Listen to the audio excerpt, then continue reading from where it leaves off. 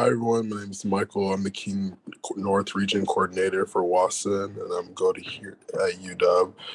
It's my honor to welcome Madam Speaker Laurie Jinkins from the 27th District to WA-SEN. Thanks, Michael. It's great to be here with you all for the second year in a row. It was really fun last year, and it's great to be back. And I'm really happy to join friends like, I know you're going to hear from Aaron Jones a little bit later today, and from constituents like Quabi, who I think you already heard from this morning. So I'm really glad that Tacoma's in the house. Yeah. Hey, I guess I just want to start off by saying that just your presence here today, I know that you all are working on trying to expand your leadership capabilities and learn more about exercising leadership. But I think the fact that you're here today already says that you know a lot about exercising leadership, because honestly, a big part of exercising leadership is showing up. It's just showing up. And being there and listening and talking and being willing to engage in dialogue. Probably none of you remember, or maybe, I don't know, many of you were probably just young kids when Chris Gregoire was governor, but I was a young attorney when she became governor, and I was working a lot on LGBTQ civil rights during that time. And one of the things I decided to do was just to show up every place in Tacoma that she showed up, and not to ask questions or do anything, but just so that the governor would see that I was everywhere, and that and by that attach the importance of LGBTQ activism to work that she was doing. And it worked in a lot of ways. So real life example of just showing up, working. And I know that you're also trying to hone your skills on legislative engagement. And I really applaud that today. But you know what? A bunch of you who are on this call, you may decide that legislative engagement is not the way that you want to do civic engagement. And I just want you to know that that's really okay. But in my book, that all attaches to legislative engagement, right? Some of you will really engage with community organizations, grassroots organizations, long-standing organizations in the communities that you live. And engaging with them, they always have an impact on how we move legislatively. So you can directly talk to legislators, but there are a lot of different ways to do activism and to do civic engagement. I think the important thing is that sitting out and honestly, just sitting around and theorizing about what other people should do, but not doing things yourself, those two things don't work. It's proven over and over again, they do not work.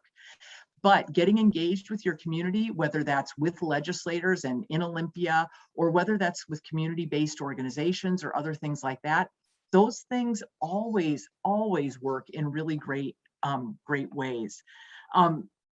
The other thing that I kind of noticed as you all were coming back is it appears that this is an incredibly diverse group of students here.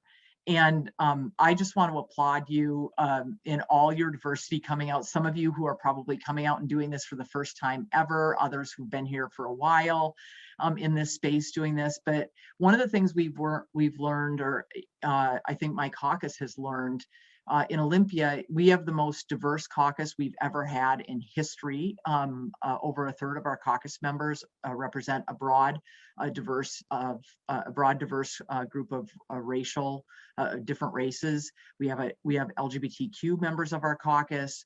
We have folks of different faiths in our caucus, multiple faiths, and we're looking to continue growing that. But the thing is, those diverse voices, when you bring them to the table, they definitely create, and we definitely create, because I consider part of me being part of those diverse voices, we create better solutions for all of Washington. Historically, what would happen is typically white men would be around the table and they would decide how to solve problems, and they would frequently talk about how they should solve problems for other people. But they did not have lived experience that we have. And again, all of you have very different lived experiences. But once you bring people with very different lived experiences to the table to be part of solving problems for themselves and their communities, those solve problems better for all of Washington, all of us.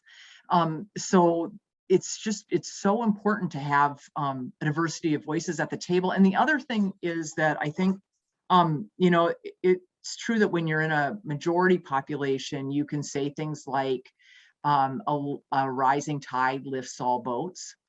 But I work in the public health field in my other job.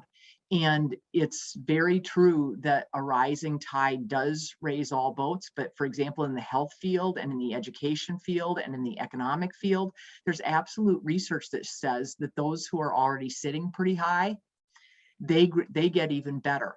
And people who are not as advantaged may gain a little, but the distance between them grows hugely.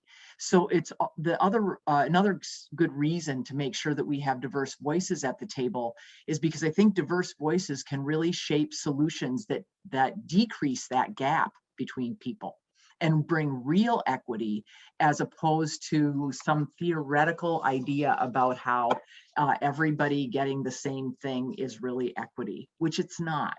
It's not. And we see this all the time in Olympia. I don't want to talk too long, but I do know that you're talking a lot about how you talk with legislators, and I'll be happy to answer questions for a few minutes at the end if you have time. But I just want to tell you that I totally love your the kind of the mission of today's conference, which is about telling your story and living your truth, and sharing your stories.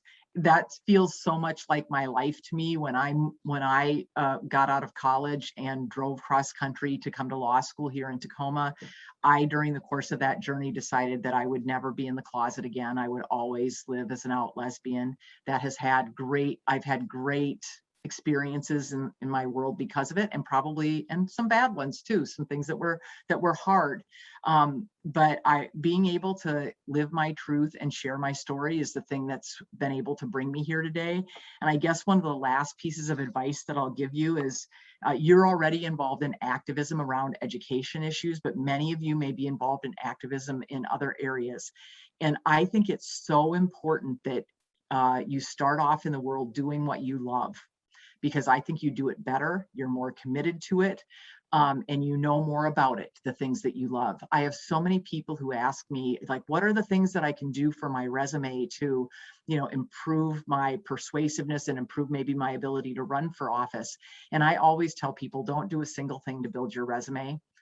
Do it because you love it. And when you do things you love, even if they're hard, let me tell you, in the 1980s, being a queer activist, not really the thing that people would have said to you, oh, you're going to be Speaker of the House if you continue in queer activism. That is not really the message that I got. But look where I am. And I did it because I was drawn to it. I loved it. It was important for me personally and for a community that I lived in. And because I loved it, I did it better, and I made more connections with other people, and I listened to other people's stories, and that helped me advance and find lots of other things I love, which was eventually what helped me be able to be elected, and I hope helped me be able to make really good policy in Washington State. So I want to encourage you to do exactly what kind of the theme of this conference is, which is about living your story, telling it, and loving your story and loving yourself in that.